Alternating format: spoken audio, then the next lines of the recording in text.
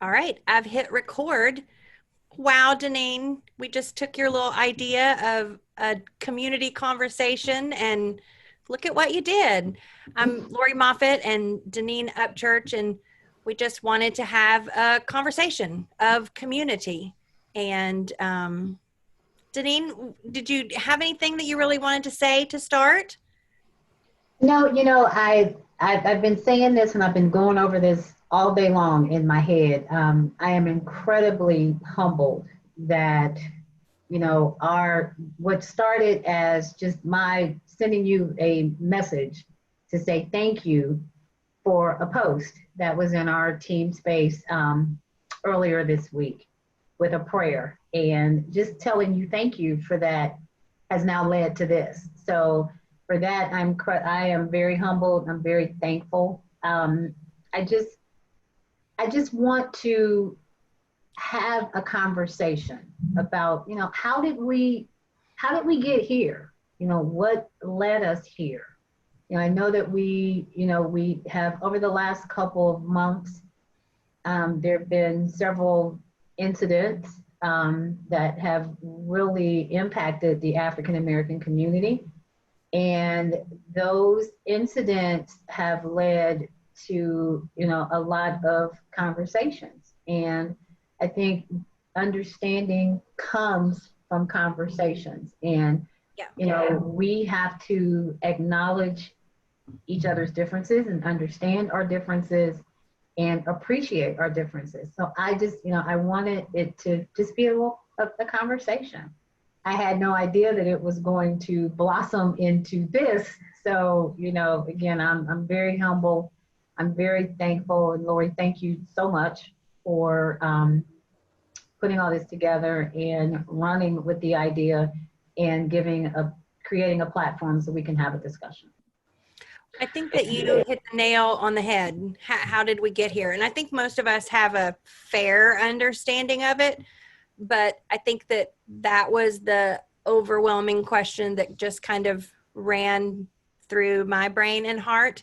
And I happen to know a historic history professor, and I reached out, and I have to say that I really only asked like everybody that I asked to participate said yes. So it was a lot of pressure for it to work. And I'm glad that it has worked out. And Haley, will you just kind of take some time to give us a cliff notes of, you know, what you know about how we got here?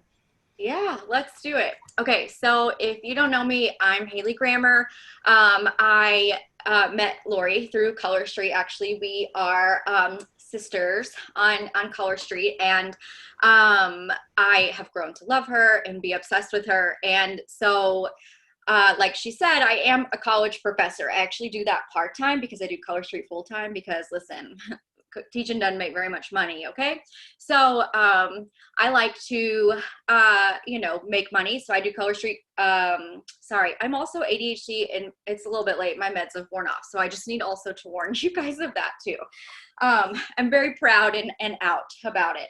But anyway, so I'm a professor part-time, and I have a master's degree in history, and I've done research and all of that things, and my focus in my historical studies was actually race relations in the 20th century, so the 1900s. And it's actually something like I've always been interested in, and I've focused a lot on like looking at minorities, and it's something that, the American school system, public school system, doesn't teach well, that it's continuing. And so that's kind of what I want to talk about today. So I will say that looking at race relations that have led us up to here is like an entire multiple semesters, an entire degrees worth of learning. So I'm going to try and keep it like a little bit short, but I do want you to know that if you want to like learn more or anything, you can feel free to reach out to me. I'm Haley Grammer on Facebook. I can give you book suggestions. I do want to give you one suggestion before we start. This is actually a new book that came out. The light is kind of messed up, but it says How the South Won the Civil War. And you might be thinking, wait a minute, Haley, the North won the Civil War, right? That's, but this is by an amazing historian. Her name is Heather Cox Richardson. And my dogs just came in. They want to come visit. And she like publishes a lot about how history is like interacting with politics and things today. Go please, ma'am. Thank you. Sorry. And so it's amazing. So if you want to, this is a good overview, kind of actually how we got here and how things that were supposed to be solved during the Civil War actually were not solved. So I'm going to take a couple of minutes, kind of go over how, you know, race relations in the U.S. Got us here. Okay, so I think it's important for us, though, to kind of, for us Americans, especially us white Americans, to take a look at how we ended up here, because most likely, if you were raised in the United States and you went to public educate school in the United States, your historical education has a very present racial bias, and sexist too, if we want to, you know, talk a little bit about that. But again, that's a whole nother course here. So history is controlled by the power force, and in the United States, undeniably that power force is white males, and so they are the ones who have written it. I'm sorry, I gotta close my office door. The dogs want to do a little fight now that, you know, I'm busy. Okay, so you know, what the school system is teaching, which I also taught high school history, so I know, and I know how, especially here in Texas, like how the standards that are taught or chosen and all these things, and they definitely have a racial bias, and that bias is, like I said, towards the power source, which is being a white male. And if you're on here listening and you're a white male, I'm sorry, it may sound like I am picking on you, but listen, I know, okay? Your ancestors, they've done a lot of not good stuff. Okay, so sorry, I don't really mean to offend anyone. Okay, so and you might be thinking, like, if you've grown up in school and you've listened to your history teachers teach things, and you thought you learned about the civil rights movement, and you're like, listen, especially if you're white, you might be like, I don't know why this is all such a big deal. Like, we had the civil rights movement, we're not segregated anymore. Like, hello, Brown versus Board of Education, everything's great. Like, racism isn't real anymore. That in itself is the white privilege talking. And I'm gonna, you know, come out and say it. So, you know, white privilege is real. It is entirely a thing, and it is historically proven. And a lot of white people do have a hard time accepting that because it makes them uncomfortable, and because of a whole lot of other things like systemic racism, which we're going to talk about a little bit. But pretty much this white privilege, okay, from the white public's perspective, all right, racism ended with the civil rights movement. But we here, I mean, if you came to this talk, you probably realized that it didn't, okay? So it didn't end there. It's not something that you can just erase with the signing of a law. So racism is embedded into our society and into our laws and into our culture. And that is called systemic racism. So let me give you a quick explanation if that's possible. So after the Civil War, pretty much like, listen, I'm going to try not to talk forever on this, but I could talk forever. But we entered this period of insane growth in our nation where the economy is booming, you know, like we've got all these amazing inventions happening and all that's happening. But culturally, especially in the South, we enter a time period which we call the Jim Crow era.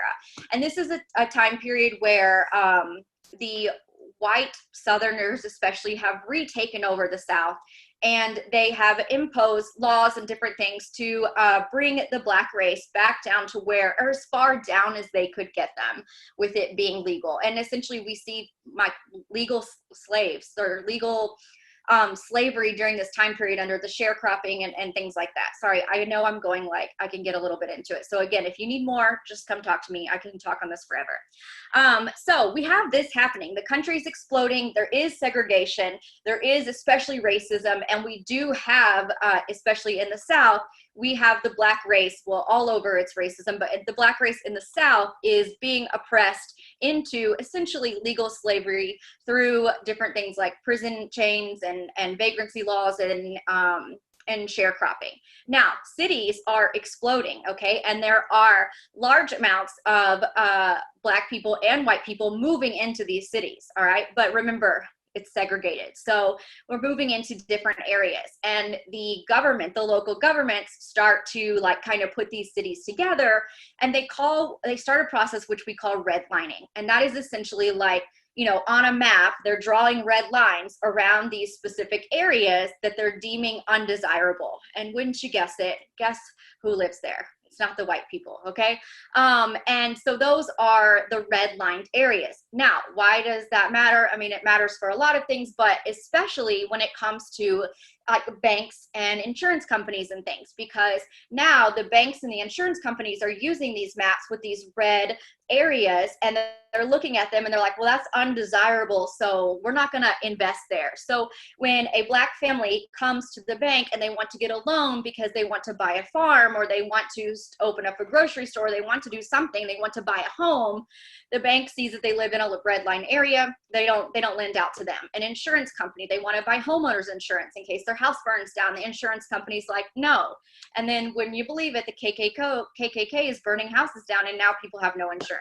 So what this does, though, is it creates this like cycle of poverty that a lot of people are unable to get out of. And this is systemic racism. So that's like one of the aspect of it. So public and private investment isn't happening in these red line areas, and therefore these people who are living there, the Black people of that community, are automatically at a disadvantage, okay? So, you know, you have people here say, well, this is America, everyone has an equal chance, you know, pull up your bootstraps and go on. No, honey, no. Like, the people who are living in this redlined area where taxes are what pays for your schools and your education, and the property values are so low because of the redlining, they don't have enough taxes to go into the schools, so the schools are not as good as the schools on the other side of town where the white people are and the property values are high. And so, you know, these schools don't look like these schools. And so now education is uneven, and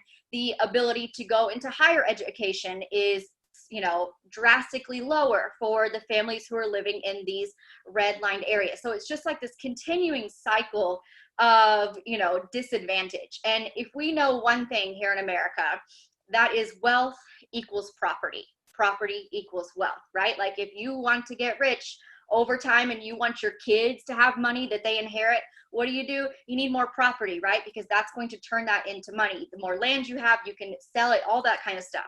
Well, if your banks won't lend you any money to get a loan for buy a house, you don't have property. So, and it's just this cycle of issues that are going on and on and on. And this is going out through in the entire, you know, 20th century, like even up into, you know, the 80s, okay? Like the 80s, they did like in the 1980s, they did like a study that showed that banks are like we're still using red line districts and, you know, not giving loans to Black Americans. And you can definitely argue that it's still happening today. So we have these type of discrimination. And like I mentioned, you know, property equals wealth, and over time these white people have been able to develop like property and land that's been passed down through the ages, whereas these Black families have not.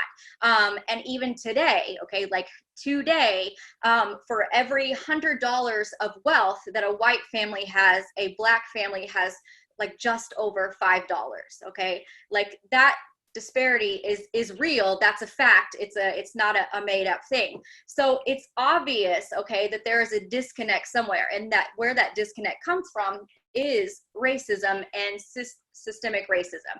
So now, all of this is happening. Our country is going through all these years. You know, we go through the civil rights movement, we go through the 60s, the 70s, and whereas being like outwardly racist, okay, really, you know, isn't cool anymore.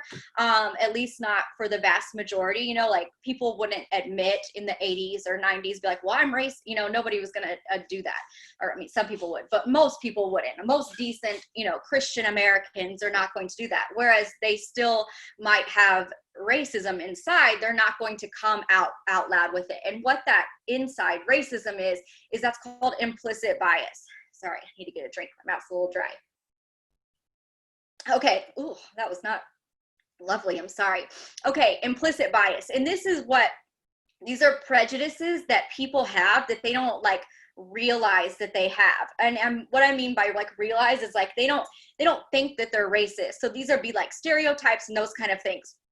Now, these implicit biases that people have against other people, and this can come in like all forms, you know, you have, and these are like stereotypical things, like somebody might say, like one would be that Jewish people are, you know, money hungry or stingy, or that Chinese or women are bad drivers, or those like type of stereotypes that we hear, you know, all the time. So those are implicit biases. You might not be like, yeah, I believe that, but maybe on the inside, people did believe it. And so we start to see these, like, you know, we talked about and come out, and politicians start to use these implicit biases to gain power. And we see them use these implicit biases in coded language. So where they're not going to come out and say things, they're going to use this coded language to like reach the point. So we see it like, you know, back when Nixon, he would use the word silent majority. And that's the idea that most people, he said most people in the United States were against riots and protesting. Actually, they just weren't saying anything. Like, they're the silent majority, and essentially like that's like the white middle class people who are sitting in their homes not doing rioting and protesting, right? Or you might see things called like law and order, like we need to restore law and order, like, you know, put people in jail, i.e. put Black people in jail. Even like the war on drugs, all right, that type of thing. Or like saying welfare queens, like that was really big with Ronald Reagan. So like those type of coded language that you would see, that it has that implicit bias and that racist tones in it. And that is what we have been, you know, we have been fighting those and those microaggressions against Black Americans, you know, for years. And especially a lot of people, again, a lot of white people were like, guys, it's okay. We elected Barack Obama. We elected our first Black president. Like, we are not a racist country anymore. Like, racism is over. We are post-racial. Again, no. Okay. As we can see, it's still existing. So what these implicit biases and these things really bleed into this issue that we're having with police brutality.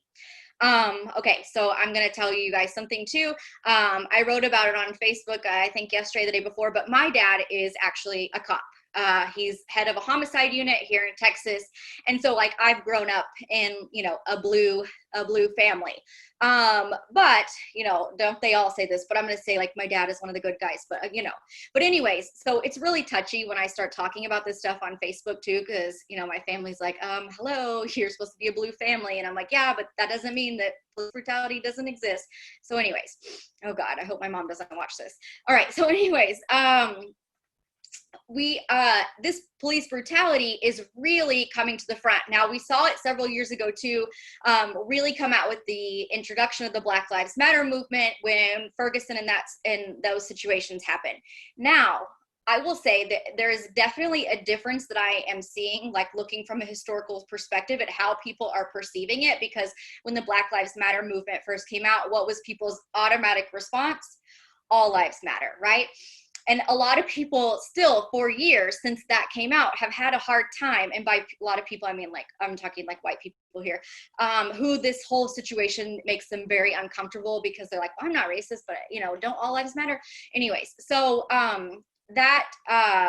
you know, has really like held true. But what I have seen change, and what I am seeing changing now is with this new wave of riots and protests and things, I am seeing people who actually said all lives matter last time come out publicly on social media and say, like, I said all lives matter last time, but I didn't understand, and now I'm saying Black Lives Matter. And I think that is really amazing, because I think that we're seeing a group of people who before were standing very firm, and now they are taking a moment, looking in and seeing what is happening, and then reacting to it, which I think is amazing and is a sign of growth. But I do, you know, the police brutality thing is not new, okay? Let me say this. It seems like it's new for white people, but for Black people, it is not new. It's something they've been dealing with their entire lives. But again, remember, the white majority here is like, guys, civil rights happened. Everything's fine. We're not racist anymore. So it's not something that they were comfortable with confronting, okay?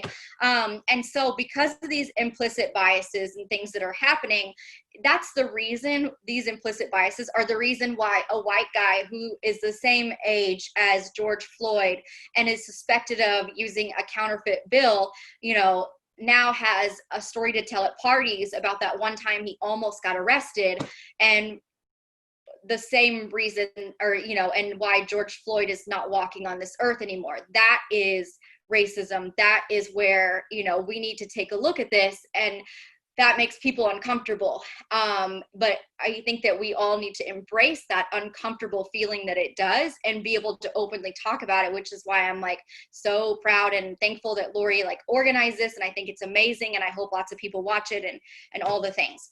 And I do want to say like one more thing about riots and protests and things. So I see a lot of people on social media complaining about riots and protests and such. And I just want to also address this. And that is from a historical perspective, that the people who are saying that it's un-American, you know, to do this, it's un-American to destroy property and all that kind of stuff. I think they definitely need to take a look at the United States history, because our country was actually founded on riots and protests. So, for example, if you think back to your maybe, your maybe 8th or 9th grade history class where you learned about the Boston Massacre. So essentially, you know, just a real quick, what's happening, you've got British soldiers stationed all over Boston because, you know, there's a revolution brewing, and some young young teenage colonists start taunting them, and they start throwing snowballs, and then they put some rocks in the snowballs and are throwing it at these British soldiers, and they get into a scuffle, and a mob surrounds these 5 British soldiers, and then some shots are fired. We don't know who fired the first shot, but in the end 5 people were killed. Also notice it's called the Boston Massacre, and 5 people were killed. That's, remember, because the winners write the history. Okay, so 5 people were killed, 6 were injured, and, you know, it's one of the things that set off our revolution, you could say, and the English are tyrants. And then you have the Boston Tea Party. Listen, Boston, they were really just popping. The colonists threw $1.9 million worth of today's money of tea into the Boston Harbor. $1.9 million. So, you know, like that's a lot of money, a lot of property. And not only did these colonists dump this into the harbor in protest, but the entire town of Boston actually surrounded them and watched it happen. It wasn't a secret. The whole town was in on it, and they were surrounded so that the British soldiers couldn't come and get them. So those are just 2 examples of how actually riots and protesting is American, and we live in a democracy, and we live in a place where that is our right, whether our skin is black or white. And I just also want to note that, you know, if you need just another example of the blatant racism and implicit bias that we see, last month, a group of white men who wanted the female governor of Michigan to calm down on her curfew because of COVID, marched to the Capitol of Michigan armed with machine guns and rifles into the Capitol building, and were screaming in the faces of police officers, and they got to go home to their kids and their families that night. So if that's not racism, if that's not an example of privilege, like, I don't know what is. So, all right, any questions? Wow, that's a lot to unpack, Dr. V.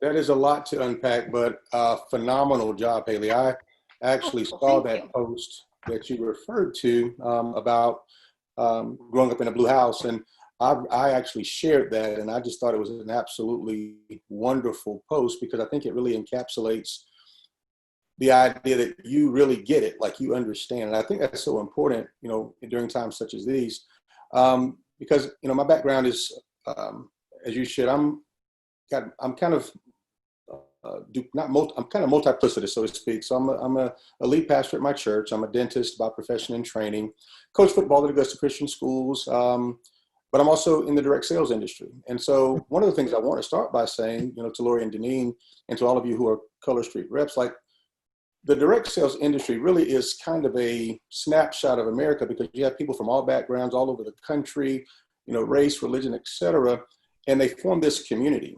And so typically in the midst of community, as long as it's about the nails, everything's great. but then you insert something so polarizing as this, and if you're not careful, you can run the risk of really doing damage or seeing damage done to your community because people feel different ways about different things. And so, to a point that was made earlier, I too, like Deneen, reached out to Lori about a post she had made. And Lori has made multiple posts over the years, probably even before I knew her to be a Color Street rep, that indicate that her circle of influence and her circle of love, so to speak, is varied. It's wide. It includes a lot of different people from a lot of different backgrounds. And she's not afraid to use her platform to really talk about what it means just to be right. And what I mean by right is oftentimes we use coded language to talk about certain things. I recently wrote an article about, blessed are they who hunger and thirst after justice, because justice by definition is only defined as righteous judgment. And that's all we're asking for, is righteous judgment, to be able, even though, back in 2016, I understand selling individual cigarettes on the street corner is a crime in New York, but I don't know of any code in America that would assign the death penalty for selling individual cigarettes, nor even if it were true that a counterfeit bill were passed. That's at worst punishable by jail time and maybe restitution, but not by death. And so when you look at some of the biases that Haley talked about, they are real. However, as much as we are now witnessing protests and as much as we're now slowed down enough because of COVID, I think that's part of the issue too. I think we're slowed down enough to pay attention, all of us. And I think that's been a beautiful thing, because what you're now seeing is across the board outrage. We're all appalled by what we saw, if only because we slowed down enough to see it. And I think that's, I love the way you named this particular this event. It's a learn and lean in, right? And we want to be able to lean into what's happening now. I love, because of your community in Color Street, you have someone on your team who can speak to everyone with statements of fact and historical context, where these things can begin to make sense for more people. One of the challenges we have, and Haley mentioned, white privilege and the power structure being largely white male. One of the challenges is not necessarily what's said, but what's heard. And what gets heard a lot of times when you raise the idea of white privilege, it gets misconstrued to mean that we're talking about white people. It's not about the people, but about the system that has been built and set up and continues to move forward that allows for the privilege to take place. I just rushed home from Bible study tonight, where I taught from Proverbs chapter 20. And it basically says that the Lord detests differing weights, and dishonest scales do not please him. And that was a powerful sentiment to me, because it really begins to share this idea that as long as we live in a country of inequality, there's no way that God can be pleased with us, because dishonest scales don't please him. Mm-hmm. And so how do we get to the place where we can say, hey, let's figure out how we can move forward and how we can make a change that is meaningful enough to where we can see some of these things take place. And so I used an equation tonight in that Bible study. I just wrote on the board or showed on the screen, 7 minus x equals 5. And I think we can all, if we wrote that down, it wouldn't be very hard for any of us to answer that equation. We all know x equals 2, because 7 minus 2 is 5. That's easy. And we can all say, I can do that in my head. That's a simple equation. But we can all agree on the 7 and the 5. Those are what we call constants. And some of the constants that we all agree on in this particular situation, and Haley did an excellent job of sharing this, like the overt white supremacy, we all can agree is wrong. Like lynching is wrong. Nobody has a problem with that. Hate crimes, blackface, the N-word, swastikas, neo-Nazis, burning crosses, racist jokes, racial slurs, KKK. We all can just raise our hands, most of us, and just say, that's not right. We all agree with that. But it's those undertones that Haley mentioned that we begin to really have to wrestle with. And so that X is the variable. We're not fighting over the 7s and the 5s, those things that we all agree on. Where we're having our current conversation and where we're having the most difficulty in our country is surrounding those variables. And so, as Haley alluded to, going into banks and redlining, those are the things that are covert, underlying white supremacy issues that we need to really begin to work on. And so, yes, 7 minus x is 5. We all know x equals 2. But back in school, when we just wrote x equals 2, teacher didn't like that very much. They said, show your work. And so there's a lot of work to be done. And we have to begin as a community, as separate and together communities, to begin to work on some of these variables. You know, the idea that calling police on Black people for doing very mundane things, selling water on the street in your neighborhood, you know, jogging and maybe looking into an empty home, jogging down the street, you know, those mundane things, bird watching in the park, those types of things, where we say, no, I was just saying, you can't bring the dog to the park. Right. So the dog, put your dog on the leash, you know, and when I confront you about it, you know, it's a well-worn formula. It's this idea of, I'm feel threatened. Well, why do you feel threatened? He didn't approach you. He did not accost you. He's just Black. And those are some very real issues that can be hard to hear. But to the extent that we're willing to hear them with an open ear and an open mind, we can begin to have some conversations that really allow us to embrace each other first and move forward. You know, some of the underlying covert white supremacy that are socially acceptable, we say, well, I'm colorblind. When I look at you, Terrence, I don't see a Black man. I want you to, because my experience as a Black man in America and in Europe and other places that I've been, I grew up in multiple places as a military dependent, but I want you to know and hear my experiences, but we have to slow down enough and connect enough and be willing enough to listen, to understand that I've been pulled from my car and I've been zip tied and forced to lie on the street with a shirtless in 106-degree weather on the pavement in a small Georgia town because I fit the description. And the men who did it were white. But I don't make a determination about an entire group, a people group, because of what two idiots chose to do. In the same way, I was talking to a friend the other morning when he was in high school, going to Hepzibah High School. He was accosted by a truckload of Black guys who beat him and some friends up at the fair downtown at the Exchange Club Fair. And he could very easily have developed this disposition that he does not like all Black people, but it was those idiots who chose to rob him and his friend of some of their things. But that's part of my experience as an African-American man in this country. He's had his own experiences, though not as egregious as that.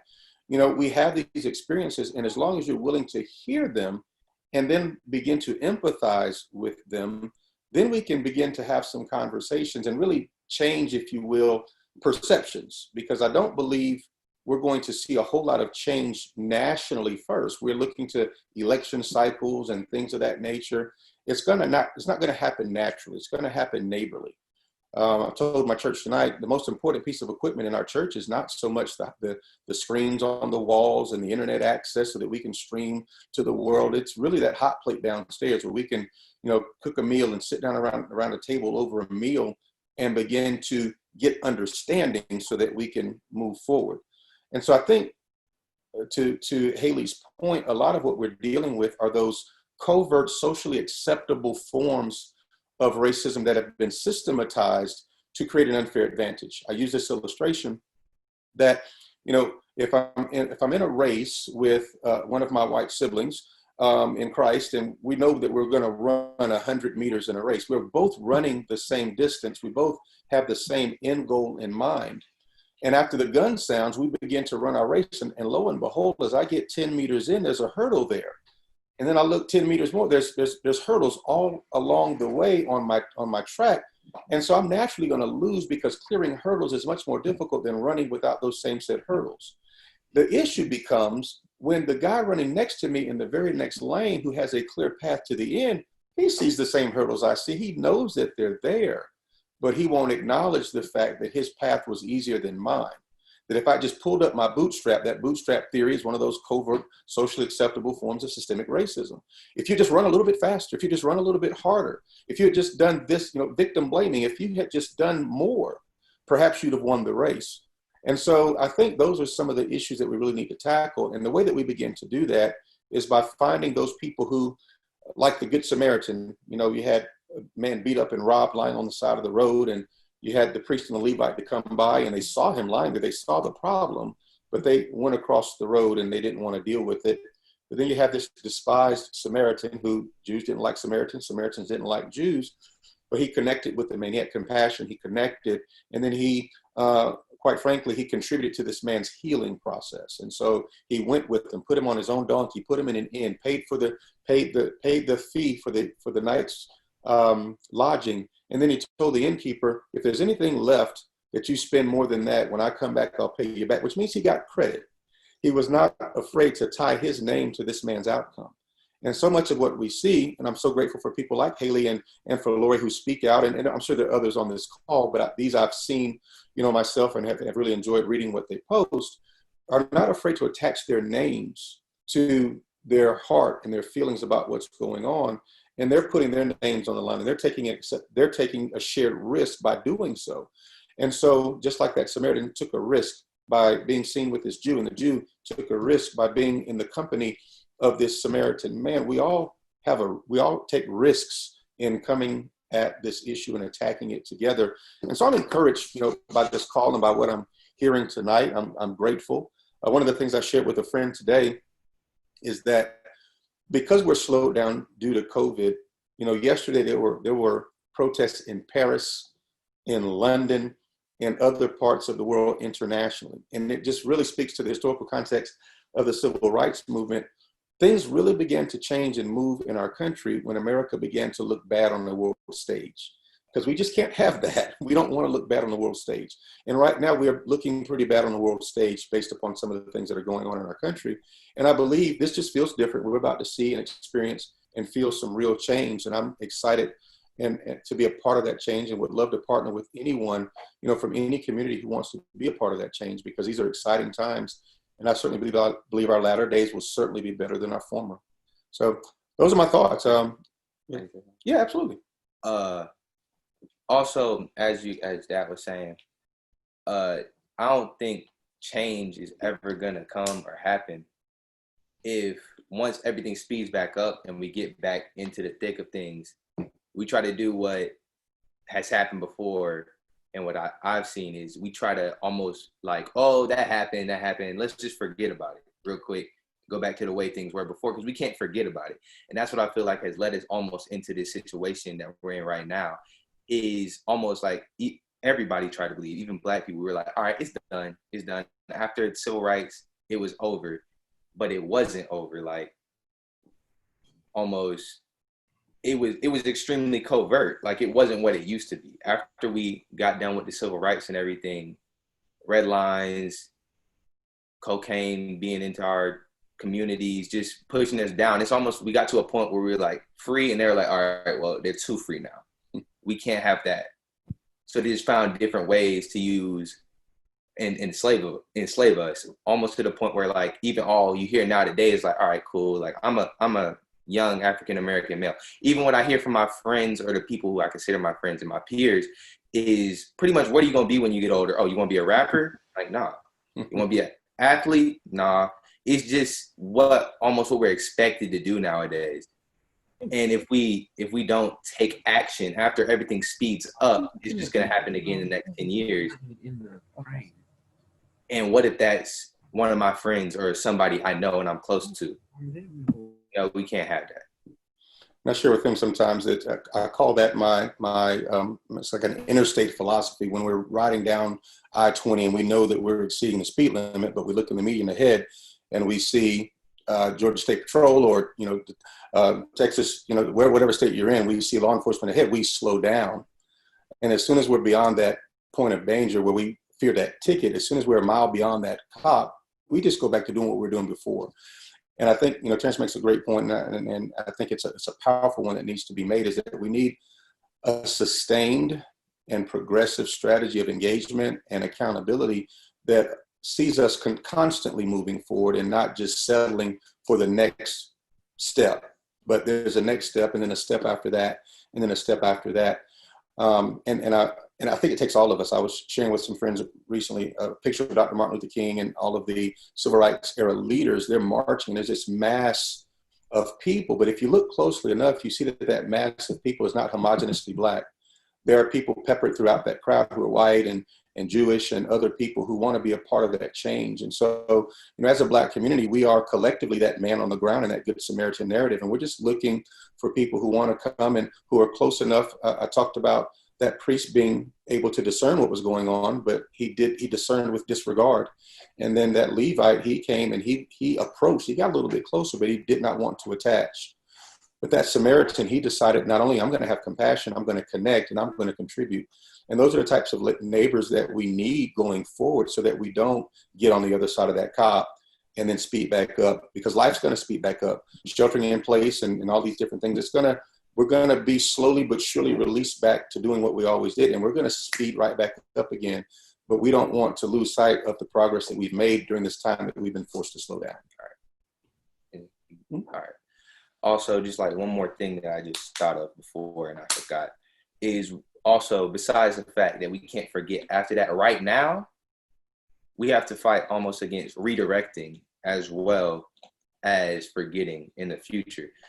Because almost seeing nowadays, like, we have good people who are on our side and want to attach their name to us, like Miss Moffitt and Miss Grammer. But at the same time, I see everywhere, like, obviously looting is not Christian. It's not what I stand for. But we can't try to push back what happened and put in the forefront the looting and all the other things that are going on right now. It's like people are almost forgetting they're trying to make us forget what we're fighting about, almost because they're uncomfortable. They're not comfortable with seeing what happened. They're not comfortable with the video that came out. They're not comfortable with they're not comfortable that we're not comfortable right now. And we want justice for what happened. Righteous judgment, yeah. Keep the collective eye on the ball. That's important. Thank you for sharing that, Terrence. I think that's a really great way to keep reminding ourselves of those things. I saw something yesterday that I don't think that I'd ever seen before, because I think that I have been one of those people that I don't think, well, it's not that I don't think. I know there's never been a time in my life where I would have said, I could be a little bit like that. But I saw something today that said that racism isn't as simple as black or white, you are or not, but there's a spectrum of it. And I think that was eye-opening for me in a really great way. And the more people that see that will be able to be uncomfortable because they can recognize that there are ways that they have contributed without being racist. Does that make sense? And I think that Terrence's point that I don't want to be uncomfortable, that's not fun. But when you can recognize that you can be uncomfortable without putting that mantle on yourself, then you get through it and you get better. That's my hope anyway. Barish, I'm glad to see that you and Larry got back in. I didn't know what had happened. Barish is one of my really great friends, and our boys are close. Larry has been in my house, and I miss him very much at Mercer because Will is also away. And so I don't get the day-to-day download of what he's doing because neither of our boys are at home. So I'm glad that she joined him. But one of the reasons that I had asked her to come on is that she is an educator. She's in a private high school in a pretty high medium city, but she's our guidance counselor, and she's a mom of boys, and she's a mom of black boys. Is that okay to say black? Because is it supposed to be African American? Like, I don't know. Haley was like, no, it's okay. It's okay. I was like, well, I don't know, because I don't want to offend. I don't want to make anybody uncomfortable. But the reason that I asked Dr. Strother on is her perspective from an educator standpoint, and being a single mom of boys. It dawned on me about a week ago. I said to myself, I cannot imagine what Barish is going through. And as soon as I said it, I was like, I don't even have to, and that's not fair. But anyway, that was why I asked Barish for kind of that educator slant, but you can take the floor in whatever filter you want to. I love you. I love you too. And I've known Lori for a long time, and she's been at our school, and she is a fighter for right. Every time, it doesn't matter if she has a cause, she believes in it. She's going to fight for it, and it's always for the good or betterment of what she's fighting for. So I know this comes from your heart, and you want to see a change as an educator. And a counselor going forward, how do we deal with this? How do we address it? How do parents have conversations with their students? And it's the candid conversation that you have to have.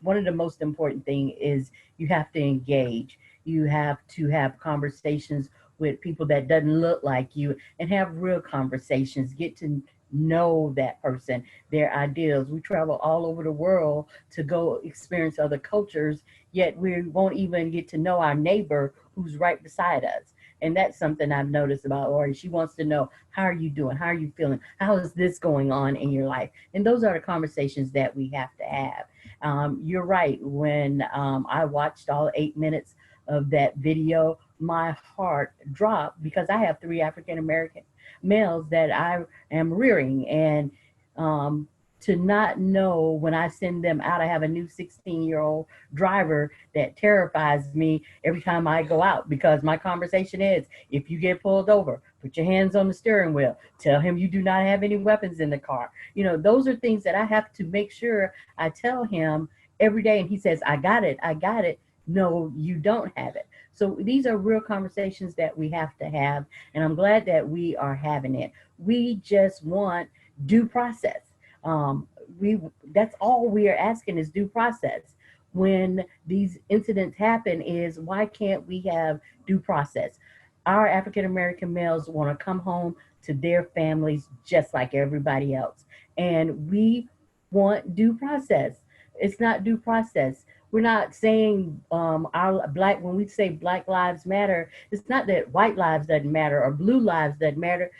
They all can't matter if the Black lives doesn't matter. And if we're not going home at the end of the day, there's a problem. And in 1 month, we saw 3 incidences where they didn't make it home. We saw a young lady die in her bed with no kind of warnings.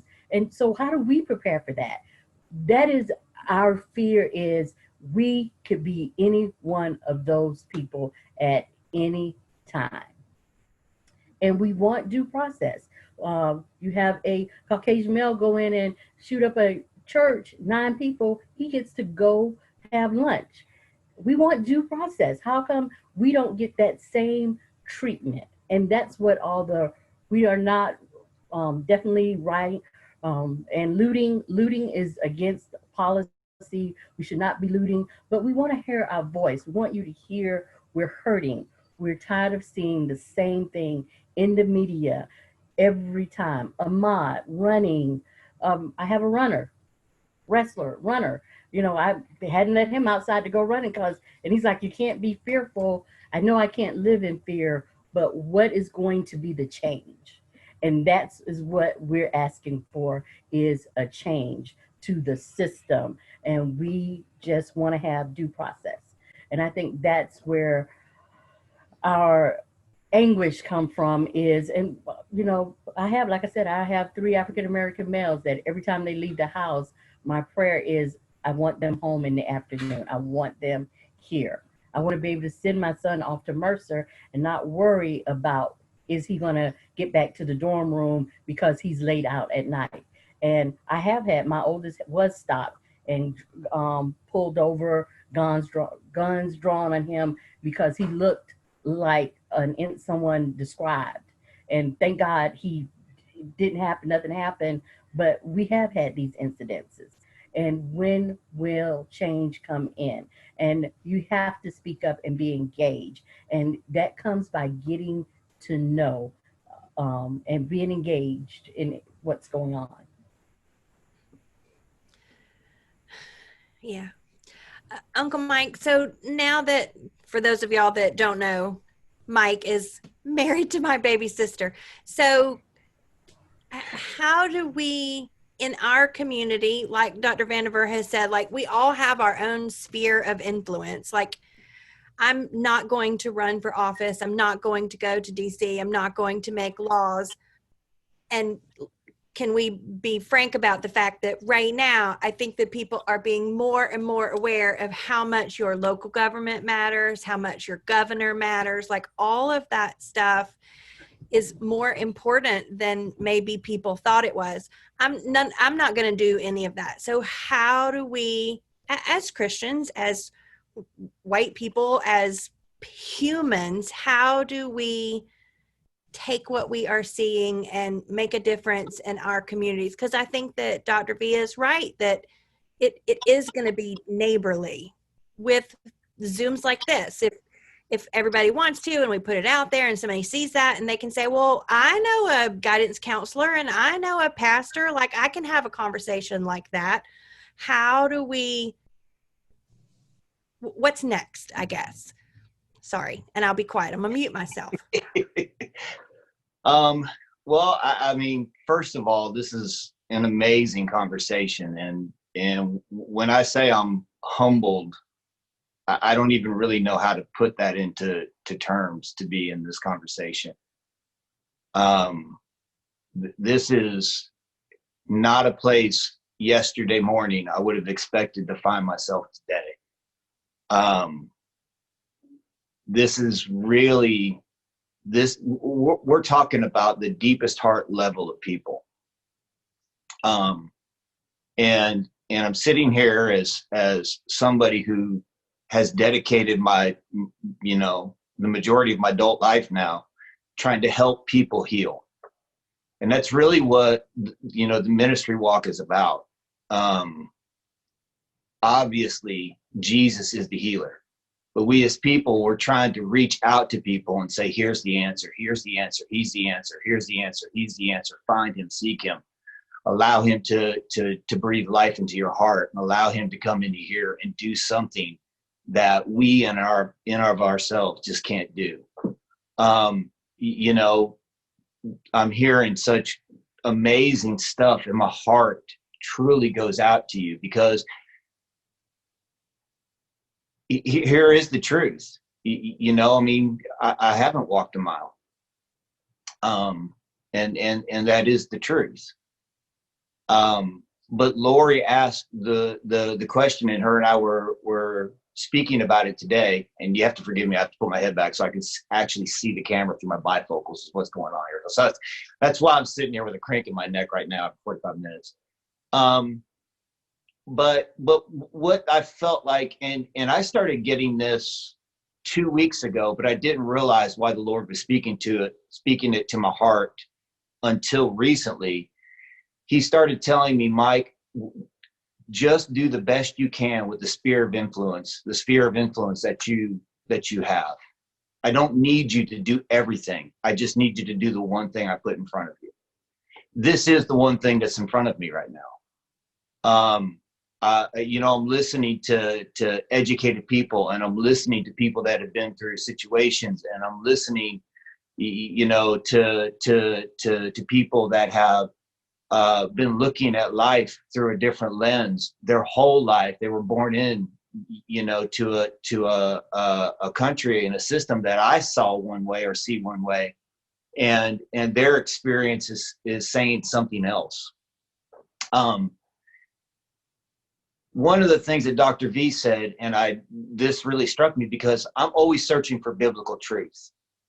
If I can't speak biblical truth into a situation, then I am standing on just my own intellect, and I'm not standing on the truth of God's word, nor am I standing in the power of the Holy Spirit. It's not to say that God's not with me, but I'm always searching for biblical truth. And Dr. V, something you said is that, and I want to make sure I get it right, that justice is just righteous judgment. And that's a profound statement, because if you really understand righteousness by faith, if you really understand what's available to all of us as believers in Christ, that the righteousness of God is available to us through Christ. For the gift of righteousness isn't just something that God says, okay, you're now in right standing. We're justified before God because of the blood of Jesus. But righteousness being alive in us alters our behavior. We don't just become Christ-like. It's an attribute of heaven that actually becomes alive in us. And for me to give the best example of what being alive in righteousness is, picture yourself, and most of us, I think, are married on this, on this, but if you're not, but just if you are, go down this road with me for just a minute. Picture yourself falling in love with somebody who has the most beautiful gift of singing and creativity that you've ever seen on this planet, in this world. And you fall in love with this person and you become one in marriage, and your heart becomes so infected by that person that their gift isn't just something that you share together, that gift actually becomes your gift. That gift is so powerful in that picture that it becomes alive in you. And you don't just live with somebody who is singing beautifully, who has this beautiful gift and is releasing this gift out into the world. You actually are imparted that gift. That's how powerful the righteousness of God through faith in Christ is to the life of the believer. And that righteousness does not allow us in any way, shape, or form as believers to allow injustice to go on. We are not called to let the innocent, the weak, the unarmed, we are not allowed in any way, shape, or form to watch that or let them be harmed. That is not the righteousness of God. Your God is a just God, but the righteousness of God is not separate from love.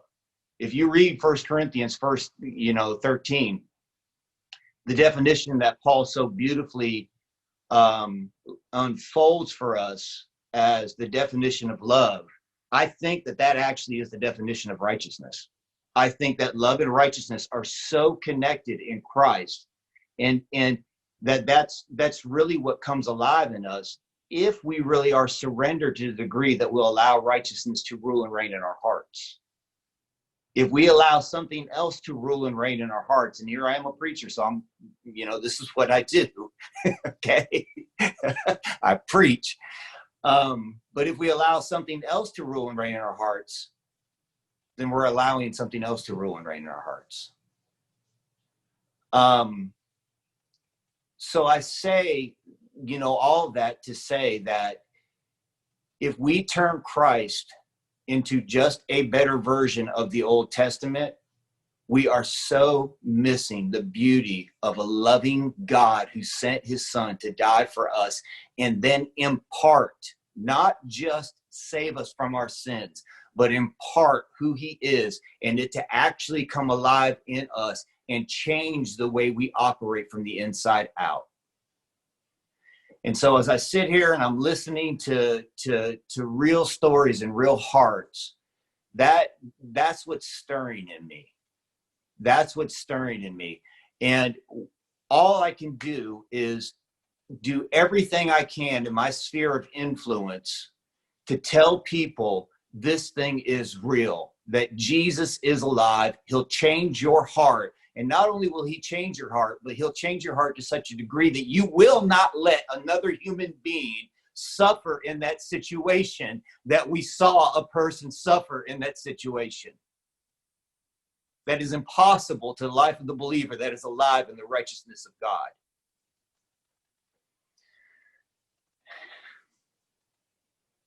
And so we have to go out there and we have to tell people about Jesus. We have to go out there and we have to find people who are hurting, and we have to pray for them. The Bible says to mourn with those who mourn. It doesn't say that we have to give them all these great, grand answers that we don't have, because we don't.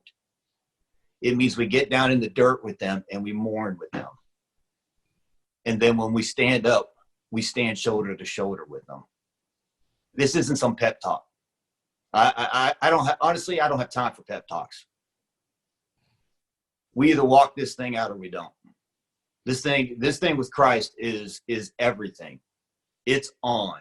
And God is reclaiming this planet. He is reclaiming this earth through every believer. And so when we get up out of that dirt, this is what we do. Blessed are those who mourn, for they shall be comforted. How can you be blessed if you mourn? There is an aspect to the nature and the character of God that is only available in our deepest and darkest moments of pain. The healing power of God is the most brilliant and magnificent when we're hurting the most, because that's how much he loves us. That's how much he cares about us. That's how deep his affection will become a part of our hearts. And so if I was to leave anything here with this group of people, this awesome group of people, that's what I would leave. The righteousness of God makes us beautiful. It makes us alive. It changes our affections, and it turns us towards people to help those who need help. And so I don't know if I answered your question or not. No, I think that was good. I think that, yeah, like there's nothing to add to that. It's what Christians will need to be reminded of. And I think that, I don't know, Arthur was one of the boys' Royal Rangers teachers. Like he has been around my life since before I've known Arthur longer than I've known Brian. Arthur, what do you add to that? Well, what you asked for me, first of all, I had some technical difficulties. Can everybody hear me okay? Yes, sir. Well, your thing for me was, what are some things that we can do? And I've spent some time thinking about it. And first of all, I want to, say thank you for being willing to listen, because sometimes it can feel like, because there's so much anger in the Black community that whenever someone comes along who says, I'm willing to listen, it's like we turn the fire hose of rage at the first white face we see and just turn it on. And I want to do, my thing is giving tangible things, anytime something comes up and it's like, well, how do I do it? Something real tangible. And a few things that I thought about was, one thing that you can do is, there's a woman by the name of Jane Elliott. I don't know if you've ever heard of her, but she did this thought experiment after Dr. King died. And you can watch it on YouTube. Her name's Jane Elliott. Just go to YouTube and search for Jane Elliott, The Class Divided, and you can watch that. Or you can do a search for Jane Elliott, Brown Eye, Blue Eye. It's a very eye-opening thought experiment yeah, exactly. Blue Eyes, Brown Eyes. You can watch that. It's a very eye-opening experiment into what Haley talked about. Those systems and how they're built up and how things, how it can just be like you just feel like the deck is just stacked against you so many times.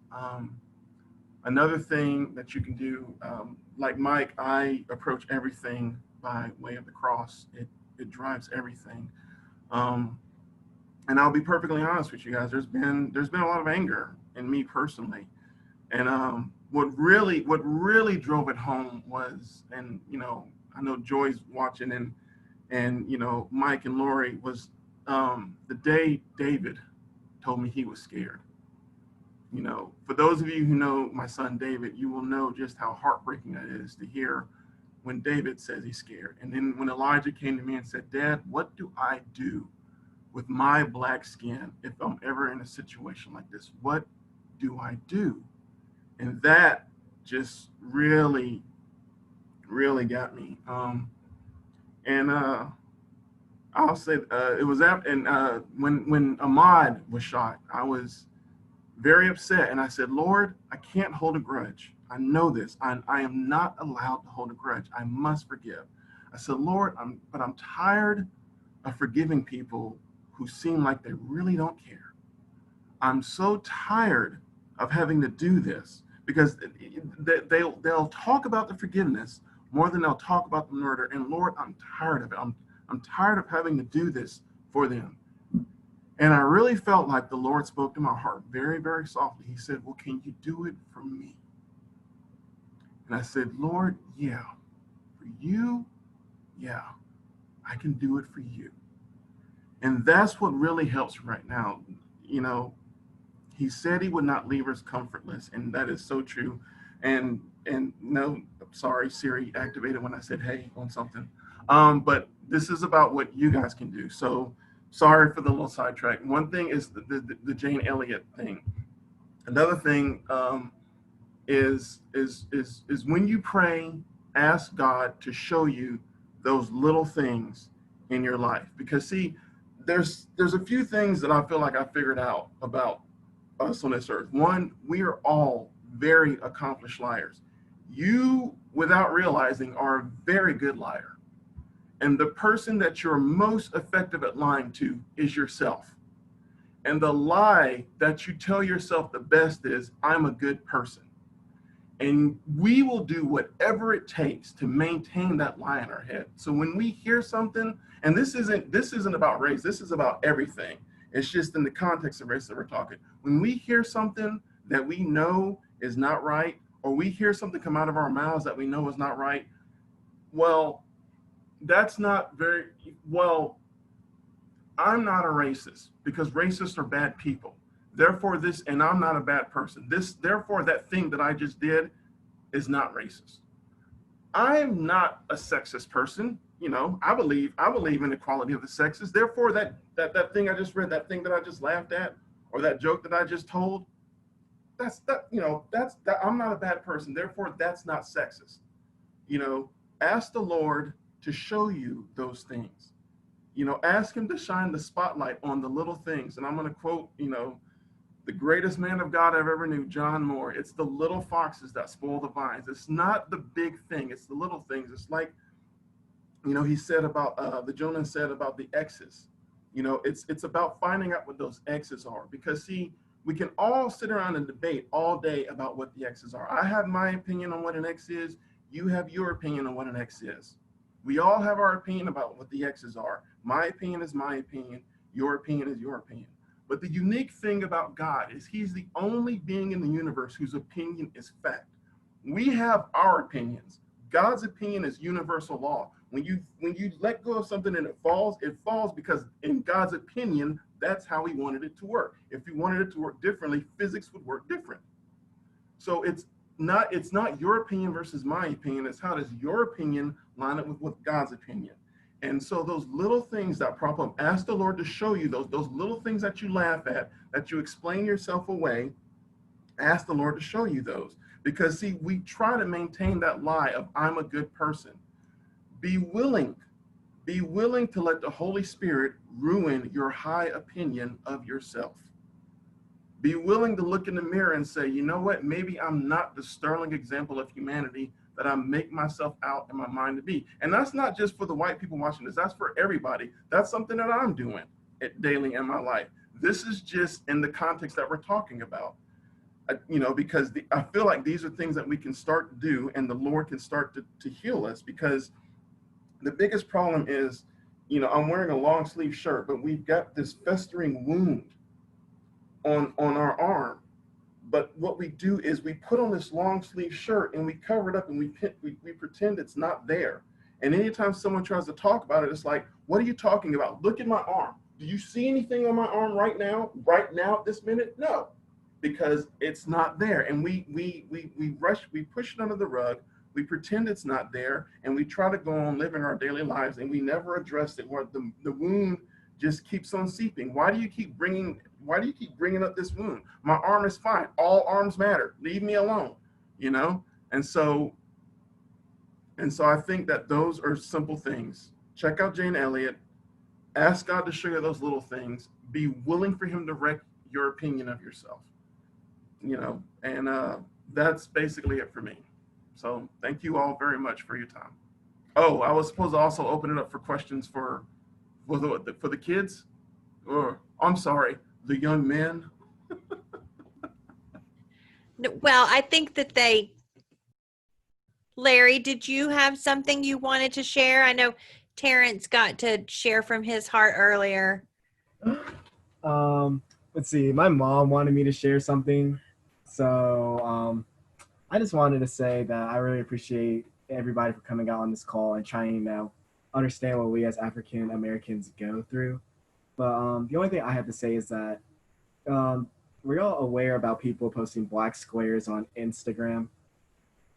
Yeah, so I just want to say that we have to do more than just post a black square on Instagram. Like, I feel like if you truly want to help us and our people out, go out and march with us, donate, sign petitions, because a lot of people will just post something and are like, okay, I've done my good deed. I helped stop racism, and it's like, the post is good, but without any action behind it, you're not doing much for us. Like, so you can really search up George Floyd petition, and like it'll take you right to the page.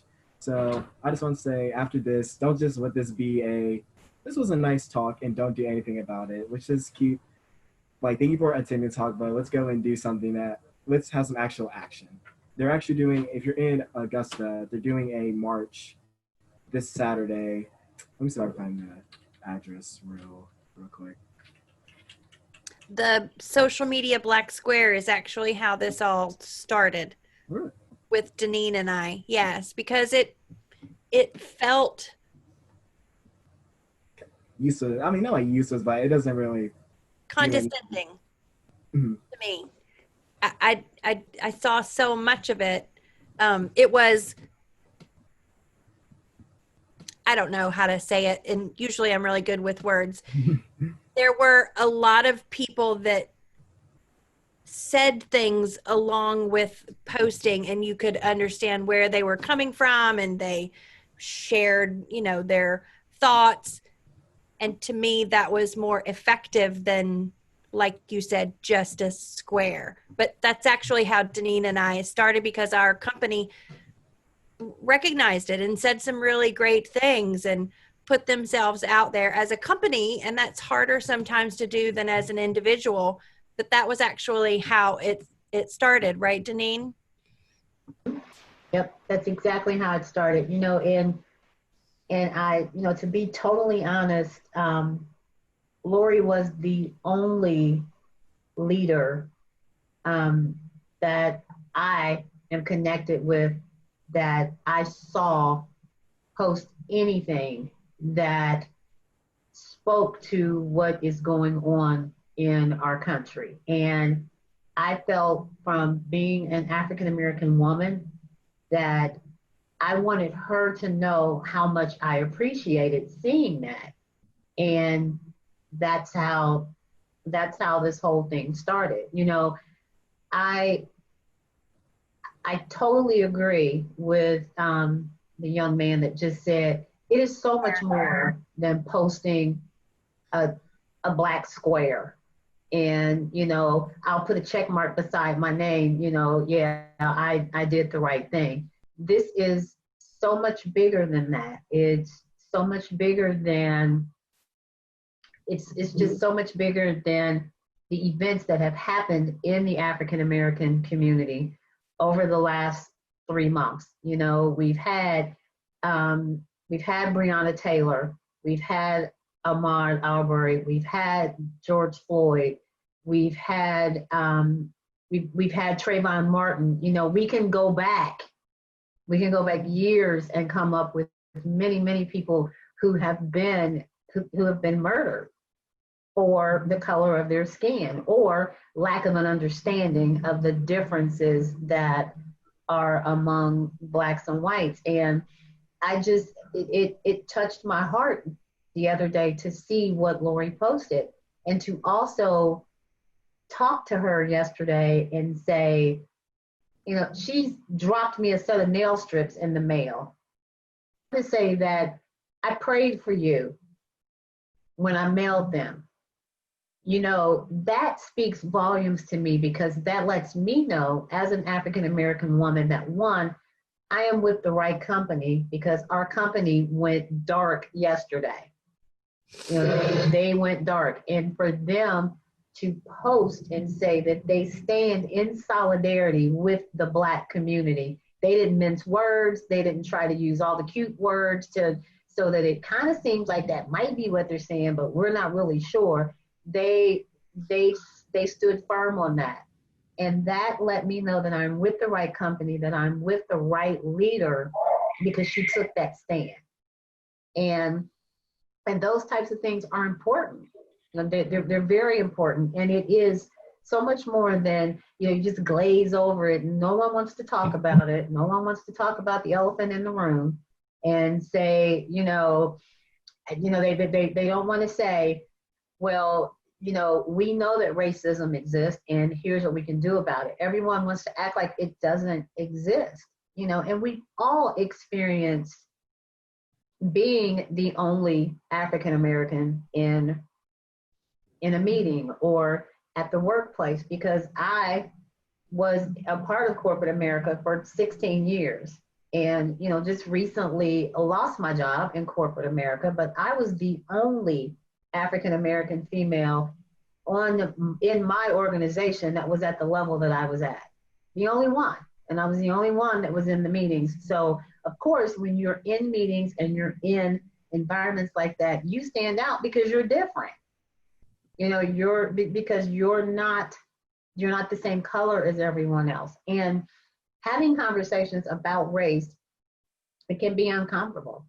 And I've had some uncomfortable conversations with people over the last couple of days. I've had some very encouraging conversations with people also, both Black and white. So for that, I'm very thankful for everyone that joined the call today. I'm very thankful for Lori. I want us to keep these types of conversations going. Let's not just have the conversation today and then 6 months later, no one remembers what we talked about. You don't remember what we prayed about. You don't remember who the people were on the call. You don't remember what the true cause was, because that's where we fail. And I listened to, and I don't know how many people may have seen a little short video that had all of these different African American actors. And in the background, the We Shall Overcome was playing in the background. And each one of them said, we shall overcome. And then the last person said, someday, and someday is today.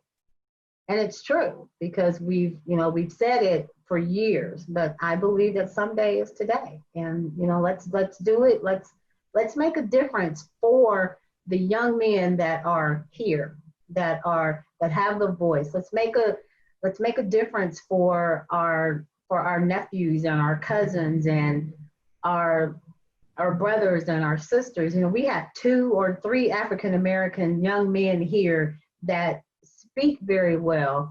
You can tell that they're educated. They're speaking from their hearts. We need to stand for them and help them and encourage them. Get out. I'm not saying that we have to go protest them and at the level that some of the young folks are doing, because we've got some young folks that are really deep in it. And I applaud you. I'm not going to be out there with you, but I will applaud you from home. But, just support them. If it means buying water for them to drink because it's hot outside, buy them some markers and some foam boards, or getting them some face masks to wear so that they can not be subjected to COVID-19. Whatever we can do to help them, that's what we need to do. So thank you, Nina. I think that those are tangible things that we could do. I was telling Will asked me, have you protested? Have you done this? I was like, with my knee, I can't even walk to the mailbox. Like I can't, but I can help with markers and I can help with poster boards. Yep. Dina, I see that you are here, and I know that TJ is watching too. Haley, from a historical perspective, does this feel like we've at least started the right kind of conversation? 100%.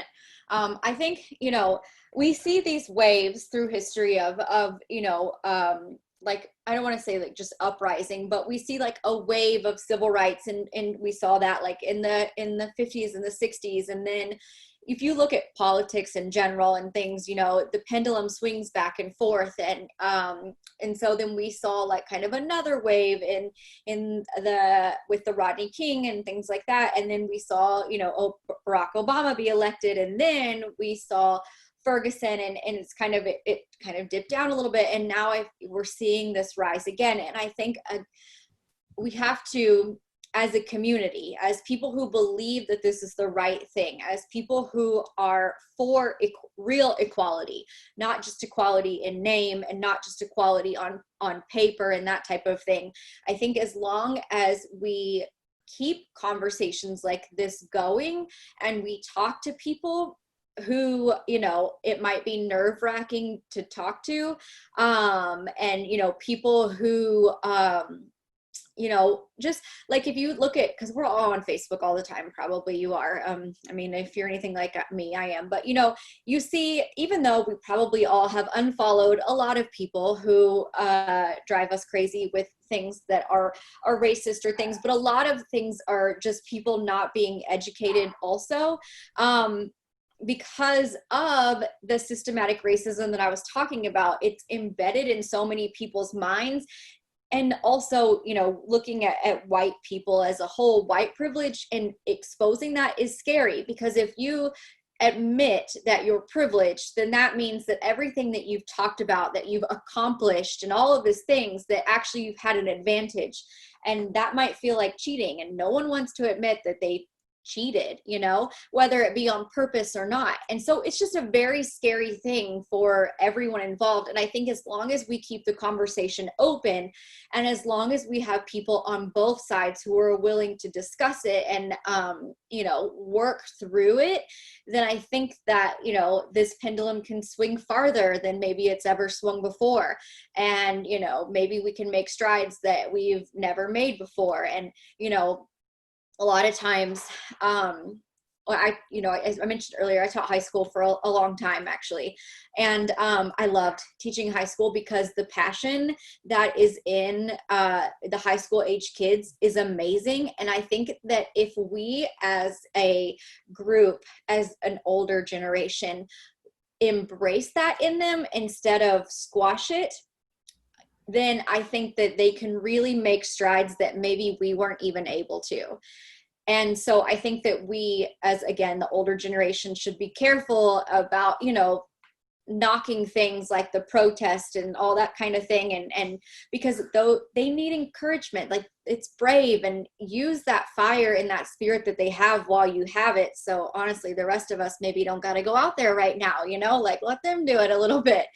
So I think as long as we embrace that and we discuss it and we show people who are scared of it, because change is scary for everyone, that it's change for good, and that, again, like, equality isn't oppression for the people who have been in charge. It's just equality. I think that we can make a real difference. And I think it starts in small areas like this, like, the 18, 19 of us who have been on here, and the people who are going to watch the replay if we're putting it out and whatnot. So it takes it's a bunch of small steps at a time, and that adds up to a very large road ahead. Well, am I muted? No. Thank you. Will has been my technical help to remind me to mute myself when I'm not on purpose talking. I just want to thank everybody for coming on, and I know that it was long, but I do think that I took copious amounts of notes, and I got some verbiage help, and I got some implementable things, and I think that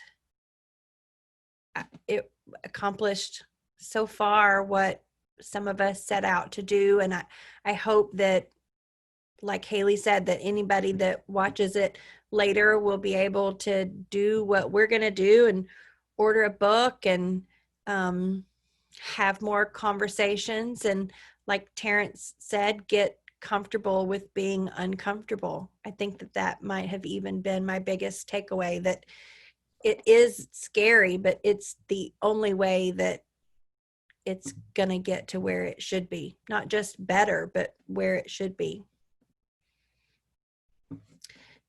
Heather, did you have a question? There's some experts here if you had any.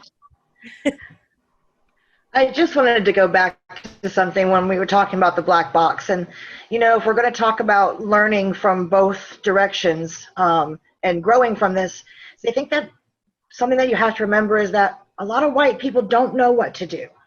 They don't know how to support you.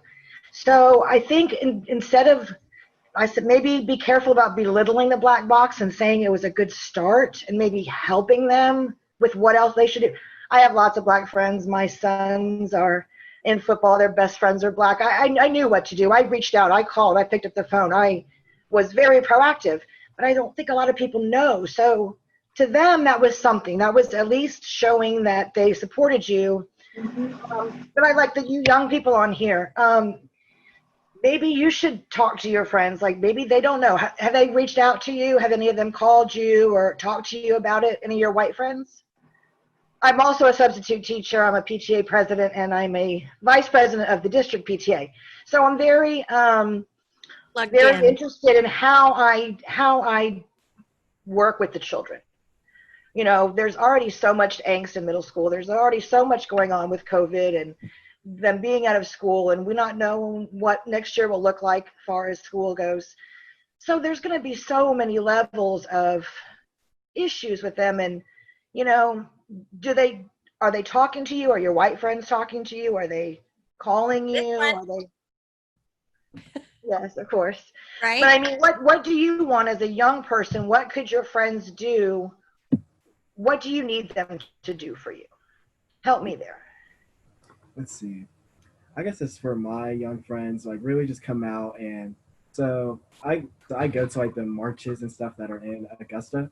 And so like, having somebody there with you means a lot more than just a post. So, seeing them out there with me, like, hey, I am here with you. Like, I'm willing to come out here and support you. Right. So I guess more being in person than just. Right. They may just not know that, though, or not know how to approach you about that. It's just as uncomfortable, I think, from the white side as it is for the black side, is not knowing what to do, what's appropriate, what will offend, what will not offend. So, I think it's like a conversation that our young people need to be having too, not just the adults, For sure. Arthur, I don't know if you meant to post that for everybody, but I was the only one that got it. So just unmute. But I can read it again. I think the big thing, it's that's kind of what I talked about, little things, if something small escapes your mouth, don't explain it away. Own it. Don't explain it away to soothe your conscience. Own up to it, because as long as you feel like you don't need to change, you won't. And as long as you keep explaining the little things away, you'll never see the need to change, and so you will not change. And that's true regardless of anything. And so when those little things happen and they're pointed out to you by a friend, by the Holy Spirit, don't explain them away. Be open to that, because when you see that stuff, that's when you can honestly begin to change. When you see that there is a problem, you can then address it. If you don't explain it away and you're honest with yourself about who you really are. When the true you is revealed to yourself, don't turn away from it. Stare it in the face and change. And it's not, you can start that process right now, but you're not going to be done with it by tomorrow.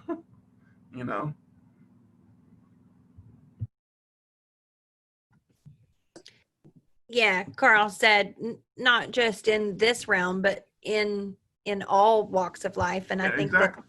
that the more often you are uncomfortable, the easier it will be to face those things in ourselves. Terrence, that was really wise beyond your years, bud. Thanks. Did your dad tell you to say that? No, I'm just kidding. Yeah. Yeah. So, Lori, I want to add something. So much. Did anybody have last thoughts? Yeah. Yes. You Oh, first. Okay. So just one more thing about what our peers can do to, you know, be more with us Yes. and show, you know, that they're with us in these times is just, besides the fact that showing us that you're with us, you know, the black screens, coming out to marches with us and, you know, saying things with us. I need to see that you're with us, because I done heard some things. I done seen some things that, like the little things that people let slip sometime and let it go away with their conscience. I don't want to hear that no more. It's just a lot of stuff that at this point in time, we can't let it be like, oh, okay, it just happened. We can't let that kind of stuff go anymore. And I think everybody has to play a role. I think it was Mike that made the point that what I can do is what's right in front of me. And so that inappropriate joke, that inappropriate comment, I can address that in real time. You know, I get, but I think at its core, and I think we have several, you know, really attention and devotion to God's word. I think what we're really facing more than anything else is an image issue, an image of God issue. And I think when, you know, God said, let us make mankind in our likeness and after our image, he was talking about all of us, and he didn't exclude, he didn't distinguish by race. But I think what has happened, and I think historically and down through the years, there has been this assignment of a greater value of image in our white peers and our white siblings, and a lesser value, you know, to our black peers and our black community.